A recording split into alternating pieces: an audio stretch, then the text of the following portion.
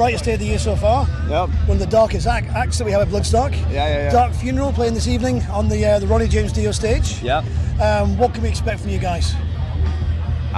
We have a new album out recently, and we've been doing a lot of festivals this summer. So I think we're pretty warmed up, and also post-pandemic warmed up. You know, it's been a rough ride to get back on track and on the road again. But yeah, we're on it, and we're gonna deliver tonight. As indeed. I mean, the summer festival circuit's quite a brutal one, isn't it? So much on. Has the weather been like this across everywhere that you've been playing? The weather? Yes. Yeah, kinda. Basically the same. Yeah. It's just stay hydrated and avoid the sun. That's all you can do, really. Makes sense. Have you been playing in the sunshine on every date, or have you had many later slots? No, we've been kind of lucky with late slots or tents. Yeah. So we have had like just a couple of ones in the actual sunlight. Yeah. But we have a lot of gear on, so it's pretty hard when you have to do that. Yeah, I bet. What's it like trying to wear all that gear in this kind of heat? Do you have to make any changes to your set in terms of how active you are, or do you prepare more for it? I think you kind of have to prepare mentally, and I mean, after a couple of times, you know what to expect. Yeah. And I don't know, I'm from north of Sweden, we are used to saunas, you know? Yeah.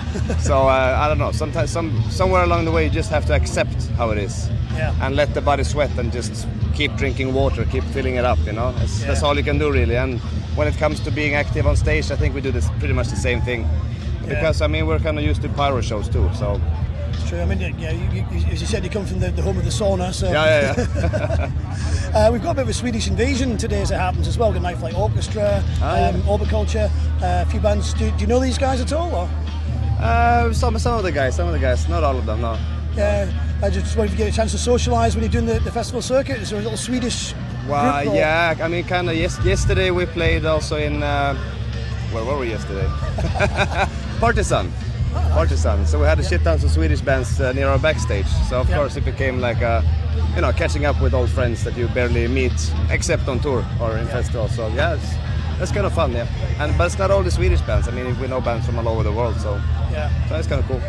I'm just going to focus on Sweden. I mean, it's the historical home of death metal, Swedish death metal. It literally is a genre of its own right, and you guys are up there as part of that.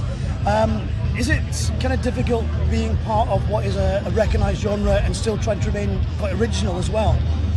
Nah, I think the key is not to focus on what other people are doing. I mean, when you're home composing music, when you're recording music, I mean, you have to do what you want to do. Yeah. You cannot really give a shit about anything else. I mean, I'm barely even listening to metal when I'm in a composing mode. I prefer to listen to music that is as far away as possible to what I'm doing, because otherwise I might get like influenced unwillingly or not do my own thing. You know, just kind of have to think like that. And then of course when you meet everyone in the festivals, then that's where you I have to see this, check this band out now, and you know, you have time to catch up with everything else. So what sort of thing do you listen to then, just out of curiosity? Personally, a lot of old rock. I mean, I've been into Thin Lizzy a lot lately. For example, Creedence, you know, that kind of stuff. Like my dad used to listen to. Exactly. Well, I'd like to say we call that dad rock, but I'm a dad, so it makes me sound old. That's a lot around. But a lot of people seem to be surprised by that. But no, I love that. And I listen to a lot of old heavy metal, like Judas Priest, Maiden, all those Europe, the old classics, you know. It's called classic rock for a reason. Yeah, exactly. Are you hanging around to watch Night Flight Orchestra then? Because that's the kind of stuff that they do, isn't it? Well, I kind of hope so, but the schedule is like a bit crazy, so we'll see what we have time to do, as much as possible. So you also mentioned the new album was out fairly recently. Yeah. Have you got any video releases planned from that? Anything like that coming up that we should know about? Well, we have released like 3 music videos from the album, and then we did a big release show in Sweden. Yep. And we're thinking if we might do something with that, because it was streamed, recorded, and it was a full production with fire and everything. So we might do something with that. We haven't really decided yet, and there's more news to come. But now we're basically starting to tour the album. Yeah, so we're on that kind of part of the cycle, then the release, and then the touring cycle. Again, you mentioned COVID. How much of an inconvenience was that to you? I mean, obviously your album's come out quite recently. Were you planning on doing that a little bit earlier and then COVID put paid to it, or did it kind of work out for you in that you had a bit more time to work on it? Well, we were definitely not the worst one out, because we were actually finishing our last album touring cycle, basically. So we had we had a bunch of festivals and like club shows booked, but no real touring. So we didn't have to cancel so much. I know a lot of bands had to cancel tours that was going on like the next week, and all the merch is printed with the dates and everything. So now I felt really shitty for them. But now we decided to go into full album writing mode, as there was nothing else to do really. So we just let's focus on this and work on it as hard as we can, you know, and just to keep focused on keeping the band going. Yeah, the fruits of your labour released recently. Have you got any more tour dates coming up after the tour the festival cycle? Anything for maybe for next year, or? Yeah, I'm actually, assuming you might not be able to tell us the dates. But No. I mean, we have shit tons of stuff planned. I think next week we have the two last open air festivals. Then we go to Israel for a club show.